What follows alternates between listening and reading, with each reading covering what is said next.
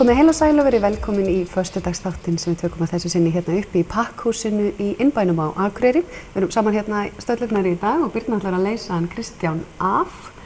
Og það verður ýmislegt að dögum hjá okkur. Já, við ætlum að koma víða við í þættinum í dag. Við ætlum að fjalla norræna kvikmyndadaga sem hófust í gær, læra aðeins skammdegisþunglyndi, hitta nýjan svæðisstjóra RÚV AK og fjalla skautaveturinn framundan. Skautaveturinn, hokkið, krulluna, listhlaupið og guð má vita hvað.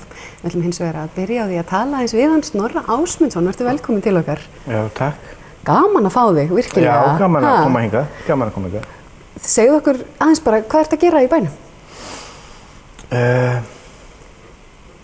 Ég þarf einhvern veginn, síðan ég fór hérna 97, þá hef ég eiginlega, ég kannski heimsótt bara mömmu og systkini mín, svona 1-2 daga á ári og ekkert verið hérna meira. En ég þarf alltaf einhvern smá svona erindi til að koma og hvers sem ég fer þá þarf ég alltaf smá erindi. Og svo bauðst mér þetta að vera með þessa sýningu í sal Myndlistarfélagsins og ég er búinn að vera á faraldsfæti, búinn að vera svolítið svona flakki, var að koma frá Þýskalandi og ég er að fara til Los Angeles í nóvember og já, mér fannst fínt að fara til á æskuslóðirnar og vera hérna í mánuð og endur upplifa á Akureyri.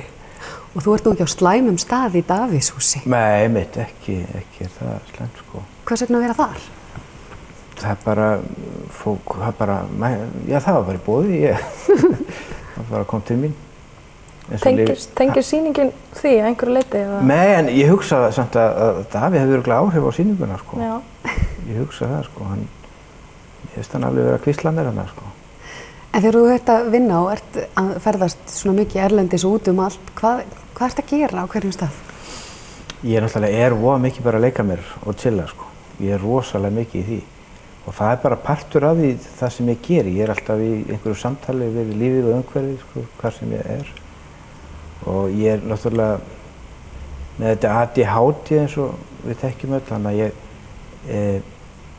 get voða, þegar ég er með sýningar þá á ég rosalega upp með að fókusera að þeim, þangað til að alveg á síðustu stundu, þá fer ég í gang. Því að það er svona hraðinn og spennan sem að ég er minn heimavöllur, sko. En þangað til þá er ég bara að chilla og leika mér, sko. Og hvað er nú markmiðið þitt með listinni? Hvers vegna er þetta sá ferill sem þú hefur valið? Hverju viltu koma til skila?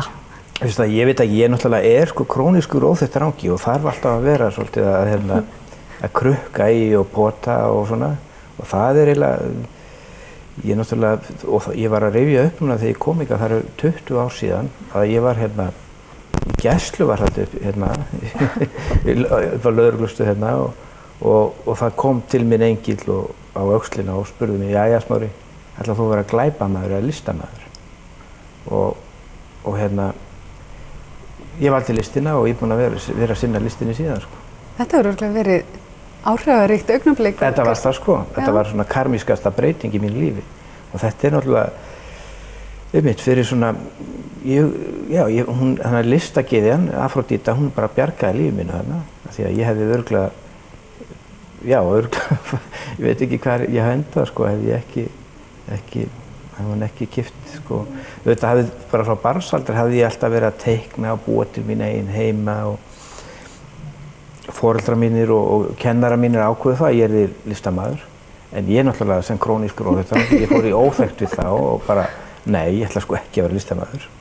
En þangað til ég var tilbúinn og þangað til að Afrodíta bara tók mig, jæja Snorri, nú kemur þú Þannig að, já, þessi króníska óþekkt er sennilega drifkrafturinn minn í listinni. Þannig að ég er alltaf að reyna að vekja eða pota. En það hlýtur að vera meira en að segja það, að fara úr þessari stöðu og segja bara það eitt og sér ákveða það að þú ætlir að hætta að vera óþekktarangi, allavega svona mikill óþekktarangi og snúa. Nei, ég er bara búinn að finna farveg fyrir óþekktina í listinni, en auðvitað er ég alltaf, maður er bara eins sem maður breytist ekkert, sko, auðvitað. Slípast bara til? Já. En er ekkert mál að snúa við og breyta? Nei, ef maður er bara opinn og fús til að laga og breyta, og maður er fús til að sjá og vakna, þá er það hægt, sko. Og hvað nú skemmtilegast að pota í þessa dagana eða mikilvægast? Ég veit ekki, mér finnst sko, ég er búinn að vera hérna, ég var sko núna í Þýskaland á vinnustöðudvöl í 4 mánuði og horfði svolítið hingað heim svona úr fjarlægð og maður einhvern veginn, maður blöskrar sko, maður finnst við Íslendingar voðalegir plebbar sko og hérna, maður finnst sko, já hérna, það er eitthvað sko, þessi múgur sko, þessi hérna líðurinn sem að krossfesti Jesú og kýs Framsókn og allt þetta, þetta er svona, maður er alveg bara, maður verður stundum svolítið svona hjarðhefli. Já, þetta hjarðhefli og ég náttúrulega er ekki þar, ég er algjörlega einmitt, er ekki mikið fyrir hópa, ef ég er í hóp þá einhvern veginn er ekki hópsál, þannig að já, Þannig að þú ert meira að horfa á líðan þegar svo ofboðslega margir að benda á stjórnvöld, benda á yfirvald eða yfirboðara, en það er kannski ekkert eins margir kannski að tala heildina. Nei, það er kjósendur sem kjósa þetta yfir sig sko, það er liðurinn sem kýs þetta sko, það er rauninni ekkert hægt að sakast við stjórnvöld nema bara, jú, þau eru, já, þau eru það sem þau eru, en þau eru þarna umboðið kjósenda sko. Og hvernig geta listamenn, eða eins og þú, hvernig geturðu komið því til skila sem þið langar að benda á? Hvað getur? Ég veit ekki eins og niður hvort mér takist það oft, en ég bara hef þörf til að segja mínar skoðanir og hérna, koma mínum sjónarmiðum einhvern veginn á framfæri. Þú hefur svolítið notað gjörningalist til þess að... Ég sé náttúrulega, ég er fyrst og fremst performance listamaður sko, og hérna... En þessi sýning sem þú ert með núna, er hún... Já, ég er með teikningar og málverk og gjörninga. Og gjörninga. Já, ég er svona, hérna, já, það er ýmislegt að fæðast sem að ég ger mig ekki alveg grein fyrir hvað muni gerast þarna, sko. En ertu búinn að vinna sýninguna þá að miklu leyti hér og í Davíðshúsi og á Akureyri? Já. Mest megnis, sko.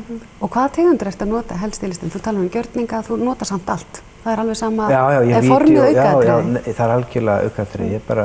Ég ger það sem ég langar að gera og ég leyfi mér að gera það sem ég langar að gera. Mér leyfi mér að gera mistök, mér leyfi mér að gera, þannig að ég er svolítið frjáls hvað það varðar. Ég leyfi mér að misheppnast og mistakast og það er bara, það er frábært, sko. Ég sé það einhvern veginn bara á þér, það er svolítið gaman að vera listamaður. Það er frábært, þetta er besta jobb í heimi, sko. Það er bara þannig. Hvað myndirðu segja við ef það eru einhverjir ungir upprennandi sem eru kannski einmitt í þessari stöðu að kannski átta sig ekki alveg á því hvar þeir eru að snúa í lífinu en eiga þennan draum svolítið inn í sér en eru kannski annarkvort ekki með trú á sér eða vilja ekki detta í eitthvað farveg, vilja vera uppreisnarmenn, vilja benda á og fara ekki inn í það að flæða inn í þetta fyrirfram gefna mót sem að fólk upplifur að allir eigi að gera. Hvernig á maður samt að gera það og líða vel? Ég veit eiginlega ekki hvort það bara einhvern veginn lífið svolítið trekur mann það sem mann á að fara, sko. En auðvitað, það er, já, auðvitað er óttinn til þess að vinnast á honum, sko, sigrast á honum, þannig að maður þarf bara að stíga inn í óttann og vera óhræddur að gera mistök. Það má? Það má, nefnilega gera mistök, sko. Og það er ekki verið fullkominn? Nei. Nei, ég meina, þegar ég kem hingað núna og þá hellast yfir mig, sko, gamla minningar og þær voru, ég var alveg rosalegur, sko, þegar ég var hérna, þegar ég var á fyllirínu í gamla daga. Maður var alveg svakalegur og það er eiginlega, ég er rosalega þakklátur fyrir hvað lífið hefur leitt mig, sko. Ég á ótrúlega fallegt og skemmtilegt líf og já, og þessi sko fegur og þessi skemmtilegheit eru líka vegna þess að ég lærði allt í að meta lífið og vera þakklátur fyrir það. Lykillinn að því að eignast gott lífi er þakklæti. Af því að ef maður er vanþakklátur þá er ekkert pláss fyrir meira, maður er bara þar. Þannig að þó svo ég einmitt hafi þessi stundum pirraður og argur og þurfi að sprikla, að þá er ég þakklátur og þakklátur fyrir það að ég er fullkomlega ófullkominn eins og við öll, sko. Nákvæmlega. En þess að sýningin þín, þú opnar hana hvað á 5. daginn? Á 5. daginn, já. Í sal Myndlistafélagsins? Já. Og ertu komið tímasetningu? Nei, Nei. Er það ekki svona sen, ég held sér ekki 8 liti. Eitthvað 8 liti. Yndislegt, þá bara þökkum við kærlega fyrir komu og hvetja fólk til þess að kíkja til þig. Já, endilega bara sem flestir að koma. Það er að gera. Og við höldum áfram með föstudagsþáttinn eftir augnablik.